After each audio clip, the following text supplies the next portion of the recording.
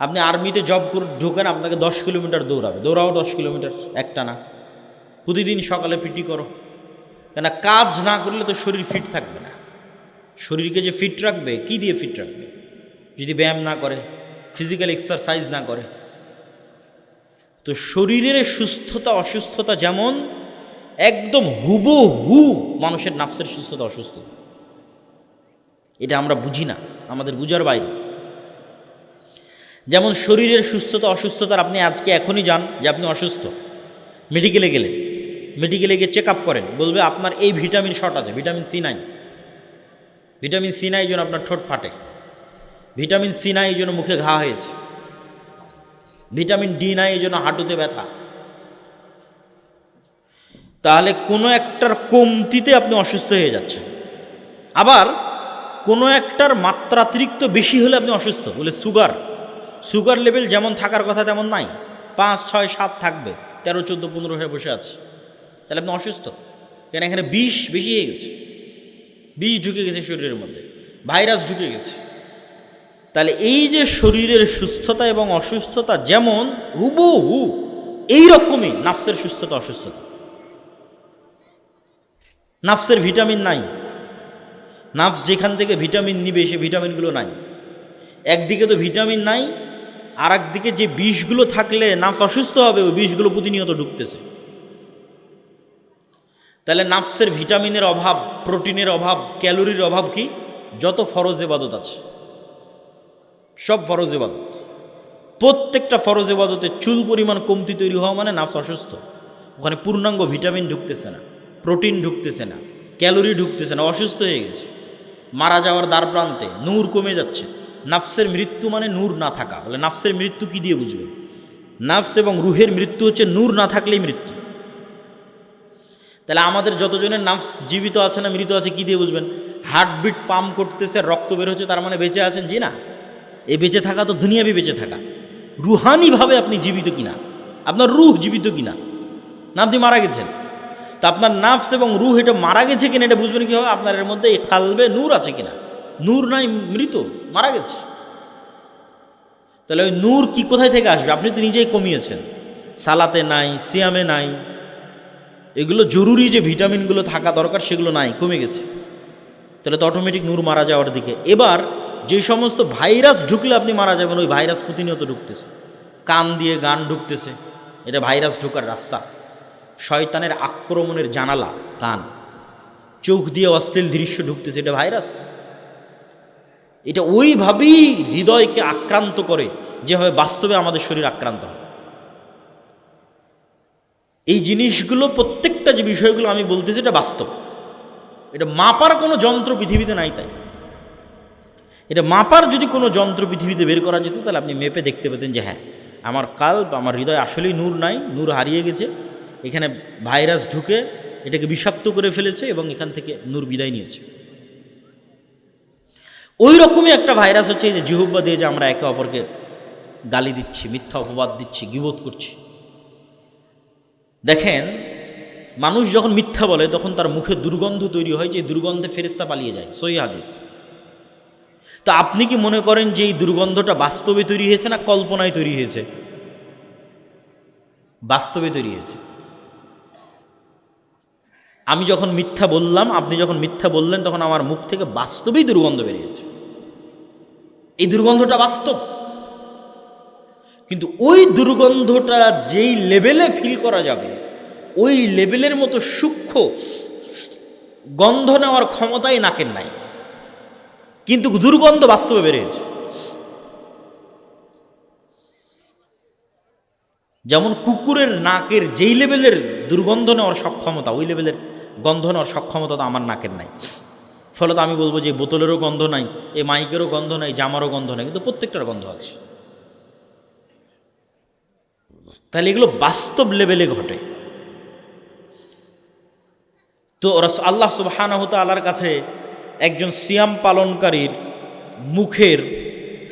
মুখের গন্ধ মিসকে আম্বর, মেরিগো নাভির যে পৃথিবীর সর্বশ্রেষ্ঠ গন্ধ, তার চেয়ে বেশি প্রিয়। এটা কখন? যতক্ষণ এই জিহ্বা, এই চোখ, এই কান এগুলো দুর্গন্ধের মধ্যে ঢোকেনি। আমি আছি সিয়াম, কিন্তু আমার জিহ্বা থেকে দুর্গন্ধ বের হচ্ছে, মিথ্যা বলতেছি দুর্গন্ধ, গীবত করতেছি দুর্গন্ধ, অপবাদ দিচ্ছি দুর্গন্ধ। তাহলে এটা থেকে কিভাবে সুগন্ধি বের হবে? আল্লাহর কাছে কেমনে এটা সুগন্ধযুক্ত মনে হবে? ওই সিয়াম পালনকারীর মুখের গন্ধ থেকেই সুগন্ধি বের হবে, যেই সিয়াম পালনকারীর মুখ দুর্গন্ধের মধ্যে ঢুকে। তো আমাদের যে নফস, রূহ এবং কলব, এইটার উপর যদি আমি আধিপত্য বিস্তার করতে চাই, যে না একে শয়তানের গোলামি থেকে বের করব, তাহলে একে কাজ না দিলে, ট্রেনিং না দিলে, ভালো মতো ভিটামিন প্রোটিন না দিলে, ভাইরাস বের না করলে কখনোই ঠিক হবে না।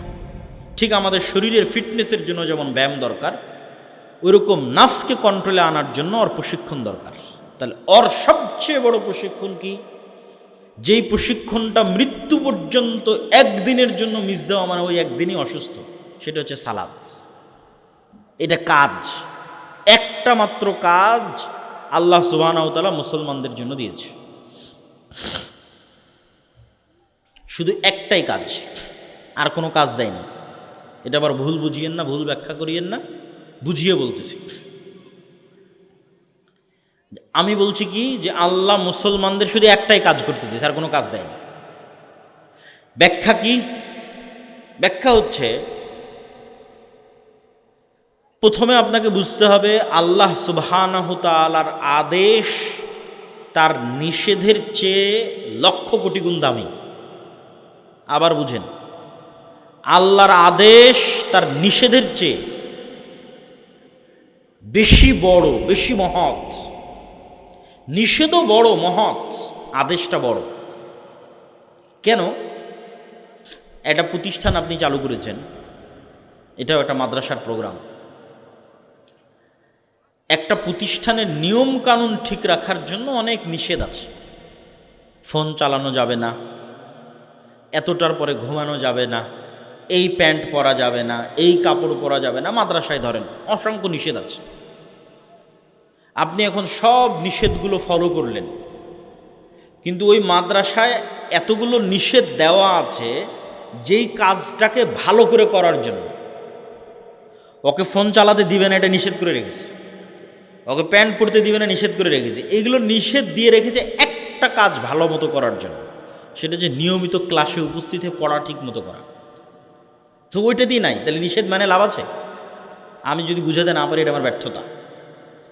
যেই একটা মূল কাজকে সামনে রেখে এতগুলো নিষেধ দেওয়া আছে, ওইটা দিয়ে তো আমি নাই, ওই নিষেধের কি দাম? তাহলে আল্লাহ সুবহানাহু ওয়া তাআলা অসংখ্য নিষেধ দিয়েছে, এই সমাজ ব্যবস্থাটাকে ঠিক রাখতে হবে। তো মানুষ যদি মানুষকে হত্যা করে, সমাজ ধ্বংস হয়ে যাবে। আল্লাহ জেনাকে হারাম করেছে, জেনা যদি হারাম না থাকে তাহলে পরিবার ধ্বংস হয়ে যাবে। তাহলে এই পৃথিবীকে টিকিয়ে রাখার জন্য, মানুষের এই সমাজ ব্যবস্থাকে টিকিয়ে রাখার জন্য অসংখ্য নিষেধ আছে। মদকে আল্লাহ হারাম করেছে, যদি সবাই মদ্যপায়ে আসক্ত হয়, সমাজে বিশৃঙ্খলা দেখা দেবে। সবাই যদি জুয়ায় আসক্ত হয়, সমাজ ধ্বংস হয়ে যাবে। তাহলে সমাজকে বাঁচিয়ে রাখার জন্য তো এগুলো লাগবে, কিন্তু এগুলো লাগবে কি করতে? একটা কাজ, সে কাজটার নাম কি বলেন? মাত্র কাজ হিসেবে একটাই দেওয়া আছে, কাজ একটা। তো বলবেন যে আরও তো কাজ আছে, সিয়াম আছে, হজ আছে, জাকাত আছে। কোনো একটা কাজ আদেশ হিসেবে আল্লাহ দৈনিক করতে হবে, এরকম কোনো কাজ আল্লাহ সুবহানাহু ওয়া তাআলা দেননি। কোনো একটা কাজ দৈনিক করতে হবে, নারী পুরুষ নির্বিশেষে, কেউ বাদ যাবে না, ধনী গরিব নির্বিশেষে, এরকম কোনো কাজ আল্লাহ সুবহানাহু ওয়া তাআলা দেননি। হজ যে ধনী সে করবে, গরিবের নাই। জাকাত যে ধনী সে দিবে, গরিবের নাই। সিয়াম বছরে একবার রমজান মাসে আসতেছে। তাহলে আপনি যে মুসলমান হলেন, আপনি এখন একটা হিন্দু মানুষ। অসংখ্য হিন্দু মানুষ ভালো থাকার জন্য মদ খায় না, সমাজে ভালো হওয়ার জন্য জেনা, ব্যভিচার, হত্যা, রাহাজানি, খুন, চুরি, ডাকাতিতে নিযুক্ত হয় না। এই হিন্দু মানুষটা মুসলমান হয়ে কি করবে? এই মানুষটা তো আগে থেকে মদ খায় না, তোর কাজ কি? ওকে তো আর আপনি বলতে পারছেন না, বাবা তুমি হিন্দু থেকে মুসলমান হলা, তুমি তো মদ খায়ও না। তো বললে, ভাই আমি তো আগে থেকে মদ খাই। কত লক্ষ লক্ষ খ্রিস্টান নেবেন, চুরি চামারি ডাকাতি অন্যায় করে না, তো বলে বাবা তুমি তো খ্রিস্টান থেকে ইসলাম গ্রহণ করলো, তো ইসলামের নিয়ম হচ্ছে চুরি চামারি করা যাবে না। বলে আমি তো আগে থেকে চুরি চামারি করি না। তো ও খ্রিস্টান যে মুসলমান হবে, হিন্দু যে মুসলমান হবে, ভালো খ্রিস্টান ভালো হিন্দু মুসলমান হয়ে করবে কি? একটাই কাজ আছে, সেই কাজটা কি বলেন তো? সালাত। এইবার বুঝলেন ওই হাদিসের অর্থ, যে মুশরিক আর মুসলমানের মধ্যে পার্থক্য কি? সালাত। তুমি সালাত আদায় করো তো মুসলমানই নাই, তুমি মুসলমান থাকারই তো কোনো দরকার নেই। কেন এরকম আরও অসংখ্য হিন্দু আছে, খ্রিস্টান আছে, মদ খায় না, বিড়ি খায় না, জুয়া খায় না, জুয়া খেলে না, চুরি করে না, ডাকাতি করে না, কত হিন্দু খ্রিস্টানের ভিতরে। ওই হিন্দু খ্রিস্টান আর তোমার মধ্যে পার্থক্য কি? কোনো পার্থক্য নেই। তাহলে আদেশ হিসেবে নারী পুরুষ নির্বিশেষে, ধনী গরিব নির্বিশেষে প্রতিদিন করতে হবে আল্লাহর একমাত্র একটাই আদেশ, তার নাম সালাত। এই জন্য সালাতের ক্ষেত্রে কোনো এক্সকিউজ দেওয়ার অপশন রাখা হয়নি, যে সালাতের ক্ষেত্রে আমি কোনো অজুহাত দিব, এই অজুহাত দেওয়ার কোনো অপশন রাখা হয়নি। সিয়ামে অজুহাত আছে, মনে করলাম সিয়াম নারী পুরুষ নির্বিশেষে, মনে করে নিলাম সিয়াম ধনী গরিব নির্বিশেষে, কিন্তু সিয়ামে অজুহাত দিতে পারবো। বলে আমি বুড়ো হয়ে গেছি, সিয়াম রাখতে পারবো, ঠিক আছে সমস্যা নেই, ফিদিয়া দিয়ে দাও। বলে আমি গর্ভবতী, আমি ঋতুবতী, সিয়াম রাখবো, ঠিক আছে তোমার জন্য এই অপশন দিয়ে দিলাম। অসুস্থ তো তোমার জন্য অপশান দিয়ে দিলাম। তাহলে যেই সিয়ামটা আমরা অন্তত ধনী গরিব উভয়ের জন্য রেখেছিলাম, ওইটাতেও ডট ডট ডট ডট অসংখ্য অপশান আছে। একমাত্র আদেশ আল্লাহর, যে আদেশে কোনো অজুহাত নাই, না নারী না পুরুষ, না শিশু না বৃদ্ধ, বয়স হওয়ার পর, না অসুস্থ, না দাঁড়িয়ে না বসে না শুয়ে, না পানি আছে না পানি নাই, না তায়াম্মুম আছে না তায়াম্মুম নাই, না কেবলা চিনি না কেবলা চিনি না, না কাপড় আছে না কাপড় নাই, কোনো পরিস্থিতিতে কোনো সিচুয়েশনে কোনো অজুহাত সালাদের জন্য গ্রহণযোগ্য নয়। কেন? এটা একটা মাত্র আদেশ, এই জন্য এত কড়া আদেশ। তো আপনাকে বেশি দেয়নি, বাকি সারাদিন তো আপনি নিজের কাজই করছেন। আল্লাহর পক্ষ থেকে আদেশ শুধু একটা, সালাত আদায় করতে হবে। কেন? এই একটা দিয়েই আপনি আপনার নিজের নাফসকে কাজ করাচ্ছেন, ওকে কাজে বাধ্য করছেন। ওই নাফসকে যত আপনি এই কাজে বাধ্য করতে পারবেন যে তোমাকে সালাত আদায় করতে হবে, জামাতে সালাত আদায় করতে হবে, নিশ্চিত থাকেন আর যত গুনাহে আপনি লিপ্ত আছেন। অসংখ্য যুবক আমাদের সাথে সাক্ষাৎ করে, কথা বলে, প্রশ্ন করে যে ভাই আমি এটাতে আসক্ত, বের হতে পারছি না। কেউ ভিডিও গেমে আসক্ত, বের হতে পারে না। কেউ জুয়ায় আসক্ত, বের হতে পারে না। কেউ প্রেমে আসক্ত, বের হতে পারে না। তা আমি সবাইকে একটা কথাই বলি, এবং এটা বাস্তব, যে তুমি ওইটার থেকে বের হওয়ার চিন্তা বাদ দাও। তুমি আগে কনফার্ম করো যে তুমি 5 ওয়াক্ত সালাত অন্তত 40 দিন একটানা জামাতের সাথে মসজিদে তাকবীরে তাহরিমার সাথে পড়তে পারছো কিনা। কেননা তুমি প্রেমে আসক্ত কেন? তোমার নিজের নাফসের উপর তোমার কন্ট্রোল নাই। তুমি জুয়ায় আসক্ত কেন? তোমার নাফসের উপর তোমার কন্ট্রোল নাই। তুমি নেশায় আসক্ত কেন? তোমার নাফসের উপর তোমার কন্ট্রোল নাই। তাহলে আগে তো তোমার নাফসের উপর কন্ট্রোল প্রতিষ্ঠা করতে হবে, তারপরে না তুমি এগুলো থেকে বের হবা। তো প্রতিষ্ঠা তো আর তুমি শুয়ে বসে ঘুমিয়ে করতে পারবে না, কাজ করতে হবে। সেই কাজটা কি? সেটা সালাত। এই একটা কাজ দিয়ে তুমি তোমার নিজের নাফসের উপর তোমার কন্ট্রোল প্রতিষ্ঠা করবা শয়তানের কন্ট্রোল থেকে। তো অন্তত একটা ডোজ, একটা কোর্স যদি তুমি কমপ্লিট করো, যে না আমি 40 দিন একটানা 5 ওয়াক্ত সালাত জামাতে আদায় করবো। যেমন সামনে রমজান আসতেছে, রমজানের 30 দিন যদি আপনি কট্টর সিদ্ধান্ত নেন যে না রমজানের 30 দিন যেমন পুরো শরীরের সিয়াম চলবে, লাআল্লাকুম তাত্তাকুন যেটা আগে বলেছি, তার সাথে আমার নাফসকে আমি মাত্র একটা কাজ দিব। বেশি কাজ দিয়ে লাভ নাই, যদি না পারেন একটা কাজ দিব, সেটা যে 5 ওয়াক্ত সালাত জামাতে আদায় করব। বলেন ইনশাআল্লাহ। তাহলে একটানা 30 দিন, তারপরে যদি আরও 10 দিন যুক্ত করে 40 দিন করেন, এটা একটা কোর্সের মতো, একটা ডোজের মতো। অ্যান্টিবায়োটিক ডোজ যেমন পূর্ণ কমপ্লিট করতে হয়, এই পূর্ণ যখন আপনি একবার 40 দিন বলছি, এই পূর্ণ 40 দিন যখন আপনি কমপ্লিট করে ফেলবেন, আপনি নিজেই বুঝতে পারবেন যে আপনার নাফসের উপর আপনার কন্ট্রোল ক্ষমতা প্রতিষ্ঠিত হয়ে গেছে। তাহলে বক্তব্যের দ্বিতীয় অংশ, সিয়াম শয়তানের বিরুদ্ধে যুদ্ধ, সালাত শয়তানের বিরুদ্ধে যুদ্ধ। যে অংশ দিয়ে বক্তব্য শেষ করব সে অংশটা হচ্ছে সালাত জিকির, এটা সব শেষে বলে বক্তব্য শেষ করব। তার আগে 2 মিনিট আপনাদের এই প্রতিষ্ঠান সম্পর্কে কথা। আমার বক্তব্যের মধ্যে একবার এই আলোচনা এসেছে যে টাকার মাধ্যমে গুনাহের কাফারা হয়। ওই পয়েন্টকে ধরে একটু সামনের দিকে আগাই। ইন্নাল্লাহা আশতারা মিনাল মুমিনিনা আনফুসাহুম ওয়া আমওয়ালাহুম বিআন্না লাহুমুল জান্নাহ। মহান আল্লাহ জান্নাতে প্লট এবং ফ্ল্যাট বিক্রি করবেন। হাল আদুল্লুকুম আলা তিজারাতিন, আমি কি তোমাদের এমন একটা ব্যবসার কথা বলে দিব না যেই ব্যবসাটা হবে আল্লাহর সাথে। তো ব্যবসা হবে আল্লাহর সাথে, আল্লাহ বিক্রি করবে কি? জান্নাতের প্লট এবং জান্নাতের ফ্ল্যাট এবং জান্নাতের বাগান, জান্নাতের ঝর্ণা, জান্নাতের ঘর, জান্নাতের গাছ। জান্নাতের একটা গাছও বিক্রি হবে।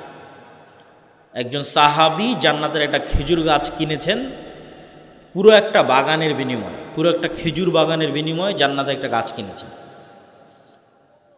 যেটা সংক্ষিপ্ত ঘটনা হচ্ছে, একজন গরিব সাহাবী রাসূল সাল্লাল্লাহু আলাইহি সাল্লামের কাছে এসে বলছিলেন যে আল্লাহর নবী, আমার বাড়ির পাশে একজনের খেজুরের গাছ আছে, গাছটা হেলে আমার বাড়ির মধ্যে চলে এসেছে। তো আমার ছোট ছোট শিশু বাচ্চারা ওই খেজুর গাছের থেকে খেজুর পাড়ে। তো ওই ধনী ব্যক্তিটা বকাঝকা করে। আল্লাহর নবী ওই ব্যক্তিকে ডেকে বললেন, তুমি এই খেজুর গাছটা জান্নাতে একটা খেজুর গাছের বিনিময়ে এই গরিবকে দিয়ে দাও। তো এই ব্যক্তি রাজি হলো না। সেও ভালো মানুষ, কিন্তু নিজের সম্পদের উপর নবীরও অধিকার চলে না। মানুষের সম্পদের উপর নবীরও কোনো অধিকার নেই, স্বেচ্ছায় না দিলে। তো এই ঘটনা একজন সাহাবী আবু দাহদা তার নিকট পৌঁছল। তার বিশাল এক খেজুরের বাগান ছিল। ওই ধনী ব্যক্তিকে গিয়ে সে বলল, তোমার এই খেজুর গাছটা আমি কিনতে চাই আমার এক বিশাল খেজুর বাগানের বিনিময়ে। তো বলে ঠিক আছে, বিক্রি করে দেবো, ভালো কথা, এত বড় খেজুর বাগান পাচ্ছি, মাত্র একটা খেজুর গাছ, কোনো সমস্যা নেই। বলে ঠিক আছে, দাও, দিলাম। তো আবু দাহদা বিশাল এক খেজুর বাগান ওই ধনী ব্যক্তিকে দিয়ে দিল, আর ওর থেকে একটা খেজুর গাছ কিনে নিল। ওই খেজুর গাছ কিনে নিয়ে এসে বা রাসূল সাল্লাল্লাহু আলাইহি ওয়াসাল্লামকে বলছে, আল্লাহর নবী, আপনি এরকম ঘোষণা দিয়েছেন, এটা কি ঠিক? কি ঘোষণা? তো বলে এই খেজুর গাছ। তো বলে হ্যাঁ, কথা ঠিক। যদি এই খেজুর গাছ ওই গরিব সাহাবীকে দেওয়া হয় তাহলে তার জন্য জান্নাতে একটা খেজুর গাছ। তো বলে আল্লাহর নবী, আমি আমার পুরো এক খেজুর বাগানের বিনিময়ে এই খেজুর গাছটা কিনে নিয়েছি, এই খেজুর গাছটা আমি ওই সাহাবীকে দিয়ে দিলাম। আল্লাহু আকবার।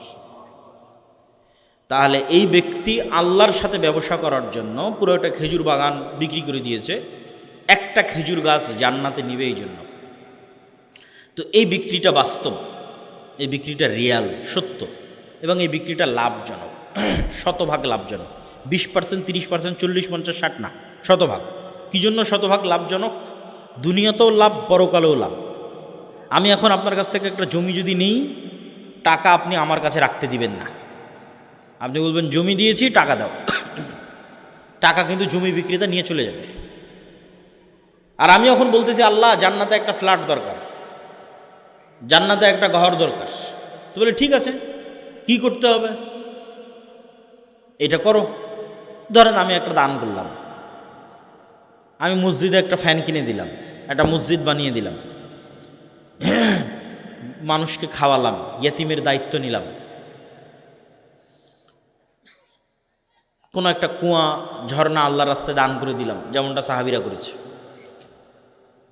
তো সেক্ষেত্রে ওই খেজুর গাছ, ওই খেজুর বাগান, ওই মসজিদ, ওই ফ্যান, ওই কুরবানির গোস্ত, এগুলো একটাও কি আল্লাহ সুবহানাহু ওয়া তাআলা নিজে নিয়ে চলে যাবে?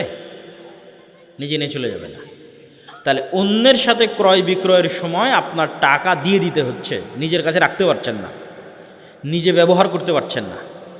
আর আপনি আল্লাহর নামে একটা কুরবানি দিলেন, সেই কুরবানির গোস্ত আপনিই খাচ্ছেন, তাহলে লসটা কোথায় হলো? কুরবানির গোস্তটা তো আপনিই খাচ্ছেন। ওই গোস্তটা যদি আপনি বাজার থেকে কিনে নিয়ে আসতেন, ওই টাকাই লাগতো। তাহলে শুধু আল্লাহর নামে দান করার কারণে গোস্তও তো খাচ্ছেন, মাঝখানে ফাও ফাও ফিরি ফিরি আপনি জান্নাতও পেয়ে যাচ্ছেন। আপনি এখন মসজিদে যে একটা ফ্যান লাগানো, ওই ফ্যানের বাতাস কে খাবে? আপনিই খাবেন। তাহলে ওইটার দুনিয়াতেও আপনি ব্যবহার করতেছেন।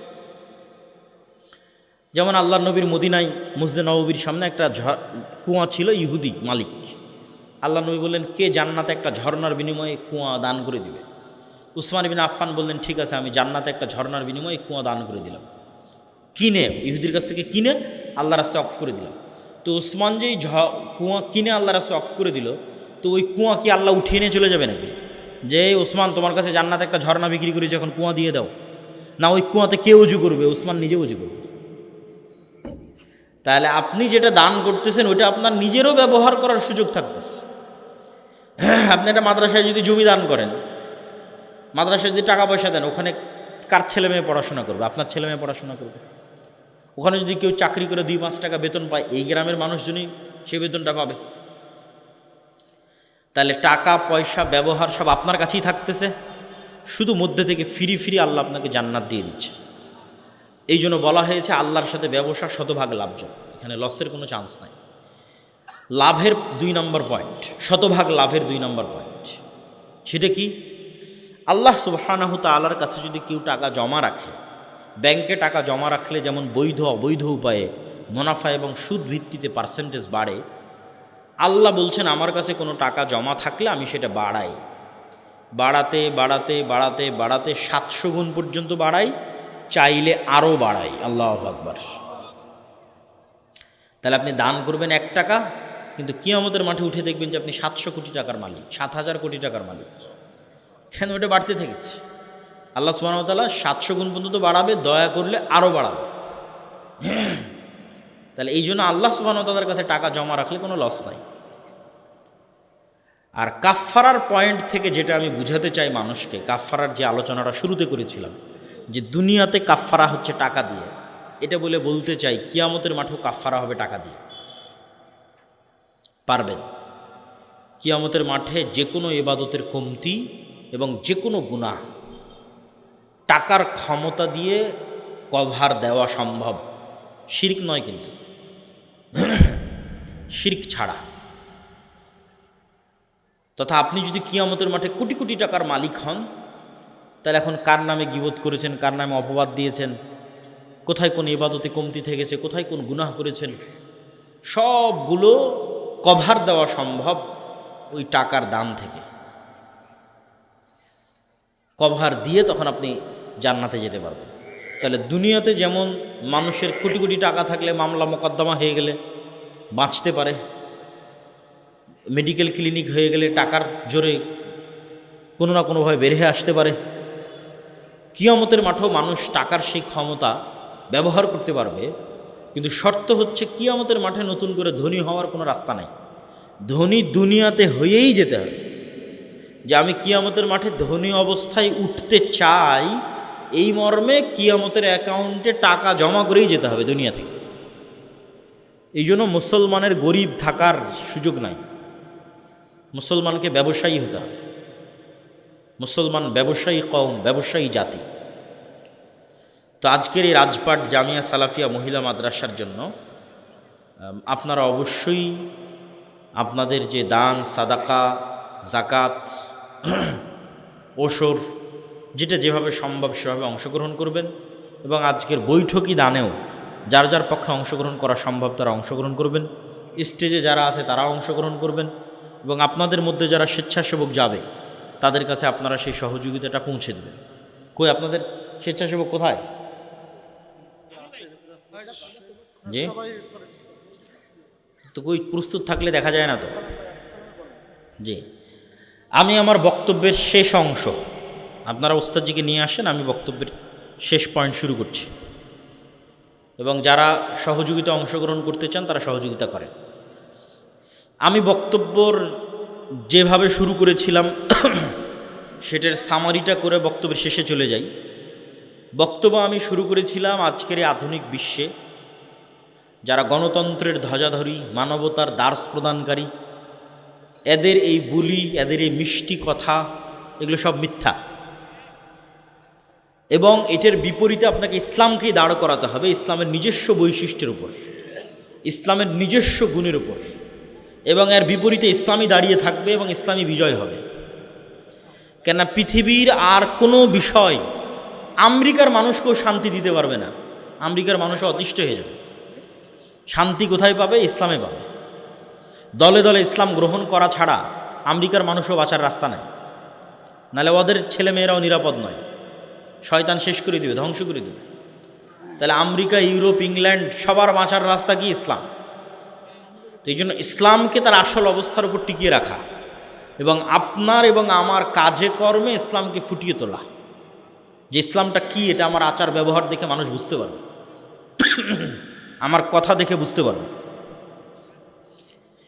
তো এই যে ইসলামের নিজস্ব স্বকীয়তার বাইরে গিয়ে ওই সমস্ত পাশ্চাত্য কিছু থিওরিকে সর্বশেষ কথা মনে করা, যেন এরপর আর কোনো কথা নাই, একে প্রশ্ন করার কোনো সুযোগ নাই, এটা থেকে বের হয়ে আসতে হবে। আর এই পাশ্চাত্য থিওরিগুলো ধর্মনিরপেক্ষতাবাদ, সেকুলারিজম, লিবারেলিজম, এরা যে আমাদের ধ্বংস করতে চায় তার প্রমাণ আর দেওয়ার কিছু নাই। তার প্রমাণ তারাই করে দিয়েছে যে তারা কি চায় এই মিথ্যা কথাগুলো দিয়ে। তাহলে শয়তানের এই ষড়যন্ত্রগুলো থেকে আমাদের বাঁচার জন্য আজকের আলোচনায় কয়েকটা বিষয় তুলে ধরেছি। 1 নম্বর তুলে ধরেছি সিয়াম, 2 নম্বর তুলে ধরেছি সালাত, এবং শেষ করব জিকির দিয়ে। আল্লাহ সুবহানাহু ওয়া তাআলা বলেন, ওয়া আকিমিস সালাতা লিযিকরি। জি, মহিলাদের প্যান্ডেলেও আপনারা নিজ দায়িত্বে দান সংগ্রহ করেন। ওয়া আকিমিস সালাতা লিযিকরি, সালাত প্রতিষ্ঠা করো আমাকে স্মরণ করার জন্য, আমার জিকিরের জন্য। তো সালাত জিকির, সালাত জিকির, এই জন্যই সালাতের কোনো এক্সকিউজ নাই।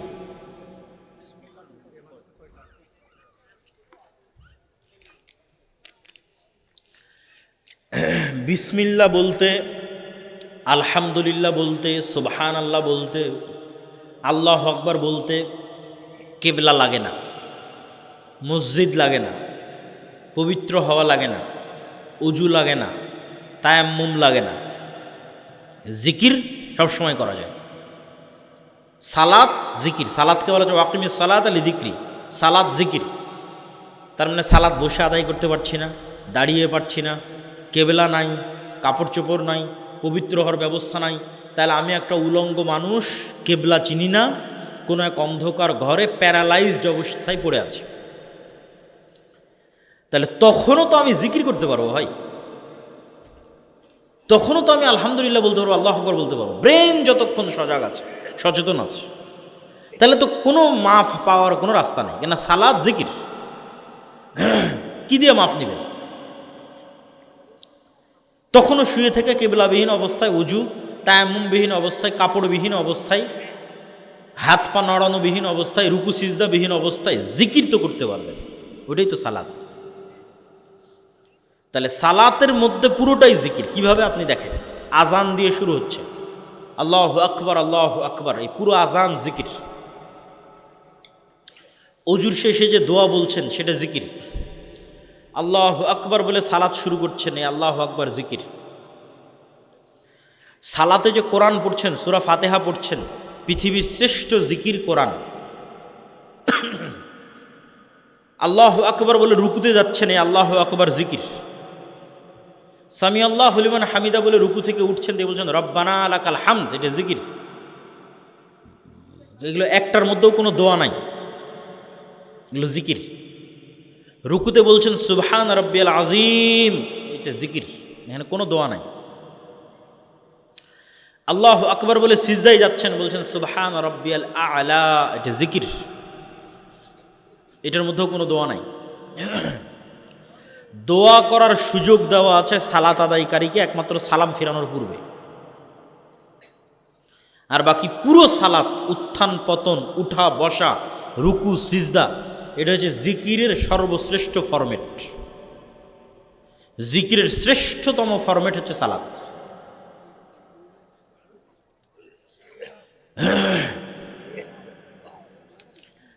জিকির কেন শক্তিশালী, জিকির কেন পাওয়ারফুল, এটা আমি আমার বহু বক্তব্যে তুলে ধরেছি। কিছু মানুষ না বুঝে না জেনেই একটা সমালোচনা করে বসে থাকে। আল্লাহ সুবহানাহু ওয়া তাআলা কথা বলেন এবং আল্লাহ সুবহানাহু ওয়া তাআলার কথা বলার আওয়াজ আছে, শব্দ আছে।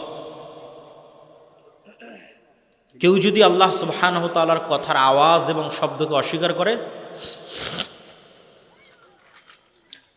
তাহলে সে মুতাজিলা এবং কাফের হয়ে যাবে।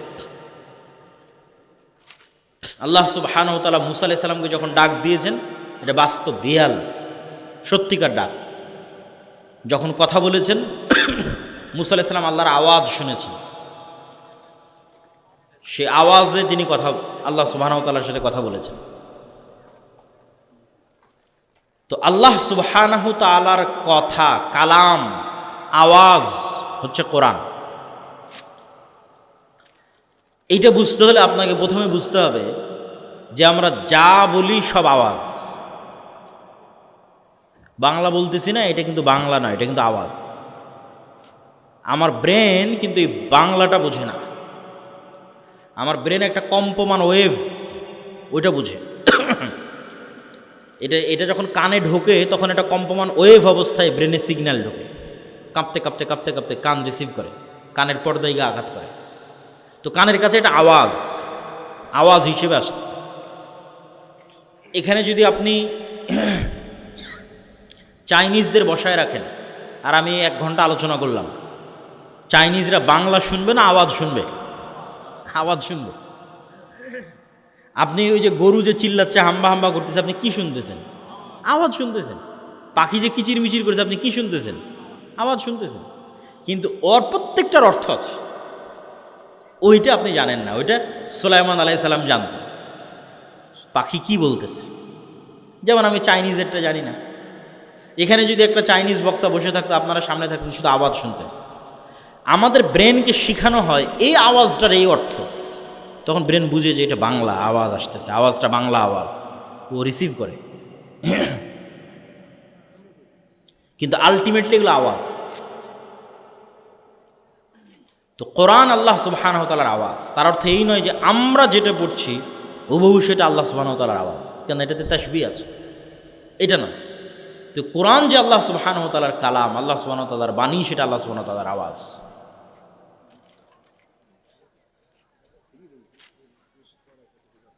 তো কোরআন শ্রেষ্ঠতম জিকির, উম্মতে মুহাম্মাদির উপর আল্লাহ সুবহানাহু ওয়া তাআলার শ্রেষ্ঠতম উপহার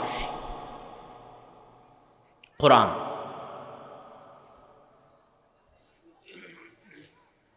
এবং এই পুরো পৃথিবী একটা আরেকটার সাথে কানেক্টেড, সম্পৃক্ত মূলত আওয়াজ দিয়ে। কেন ইউসাব্বিহু লিল্লাহি মা ফিস সামাওয়াতি ওয়া মা ফিল আরজ, আসমান জমিন এবং তার মধ্যে যা কিছু আছে তার সব কিছুই আল্লাহর তাসবিহ পাঠ করে। তাহলে প্যান্ডেলও আওয়াজ করে তাসবিহ পাঠ করতেছে, এই জামাও আওয়াজ করে তাসবিহ পাঠ করতেছে। ওই লেভেলের সূক্ষ্ম আওয়াজ শোনার সক্ষমতা আমার নাই, কিন্তু আওয়াজ করে তাসবিহ পাঠ হচ্ছে, জিকির হচ্ছে। এবং ইসরাফিল যে বাঁশিতে ফু দিবে, আওয়াজে পৃথিবী ধ্বংস হয়ে যাবে, এবং ইসরাফিলের বাঁশির আওয়াজে পুনরুত্থান ঘটবে। এটা এই সিস্টেম আল্লাহ দিয়ে রেখেছে, কেন এগুলো সব আওয়াজ বুঝে। এই আসমান জমিনে আওয়াজ বুঝে, প্যান্ডেলও আওয়াজ বুঝে। অন্য কোনো আওয়াজ বুঝুক আর না বুঝুক, জিকির বুঝে।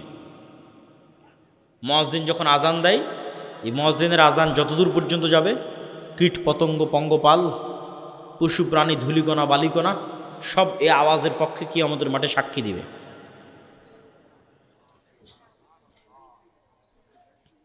এবং কিয়ামতের পূর্ব মুহূর্তে মুসলমানদের শুধু আওয়াজ দিয়ে রাসূল সাল্লাল্লাহু আলাইহি ওয়াসাল্লাম স্পষ্ট বলছেন যে বানু ইসহাকের একদল লোক যুদ্ধ করবে, যারা কোনো অস্ত্র দিয়ে যুদ্ধ করবে না, শুধু জিকির দিয়ে যুদ্ধ করবে। তাদের মুখ থেকে একটা করে জিকির উচ্চারণ হবে, একটা করে প্রাচীর ভেঙে পড়ে যাবে, একটা করে জিকির উচ্চারণ হবে, শহর বিজয় হয়ে যাবে। সুলাইমান আলাইহিস সালাতু ওয়াস সালামের ঘটনায় কিছু কিছু মুফাসসির লিখেছেন যে রানী বিলকিসের সিংহাসনকে যে আনতে বলা হলো, তো একজন জিন ইফরিত সে বলছে আপনি যে মাজলিসে বসে আছেন জাহাপনা, এই মাজলিস শেষ হওয়ার আগে আমি নিয়ে চলে আসবো। এটা সুলাইমান আলাইহিস সালামের পছন্দ হয়। সুলাইমান আলাইহিস সালাম আরও দ্রুত চাচ্ছিল। তো আল্লাযী ইনদাহু ইলমুম মিনাল কিতাব, যার কাছে কিতাবের জ্ঞান আছে, এরকম একজন ব্যক্তি, তার নাম কোরআনে নাই, মানুষ কি জিন তাও বলা নাই, কিন্তু বেশিরভাগ মুফাসসিরগণের মন্তব্য যে তিনি মানুষ। তিনি বললেন চোখের পলক পড়ার পূর্বে নিয়ে আসবে। তো জিন নিয়ে আসবে মজলিস শেষ হওয়ার আগে, আর মানুষ নিয়ে আসবে চোখের পলক পড়ার পূর্বে। কেমনে সম্ভব? চোখের পলকে এই যুগে ডাটা ট্রান্সফার হচ্ছে, মেসেজ, কথা, ভিডিও, লাইভ চোখের পলকে চলে যাচ্ছে। কিন্তু এই টিস্যুটা এখন চোখের পলকে আমেরিকা যাবে এরকম কোনো টেকনোলজি পৃথিবীতে নাই। কিন্তু আমার কথাটা চোখের পলকে আমেরিকা চলে যাচ্ছে আলোর সাথে, ডাটা ট্রান্সফার। মেসেজ দিলে চোখের পলকে অস্ট্রেলিয়া চলে যাবে। তাহলে মেসেজ চোখের পলকে চলে যাচ্ছে, আলোর মধ্যে দিয়ে ডাটা ট্রান্সফার হচ্ছে। টিস্যু কিভাবে যাবে? সিংহাসন কিভাবে আসবে? তো অনেক মুফাসসির লিখেছেন যে ওই যে আল্লাযী ইনদাহু ইলমুম মিনাল কিতাব, কিতাবের জ্ঞান ছিল, লিখেছেন যে বিশেষ কোনো জিকিরের জ্ঞান আল্লাহ সুবহানাহু ওয়া তাআলা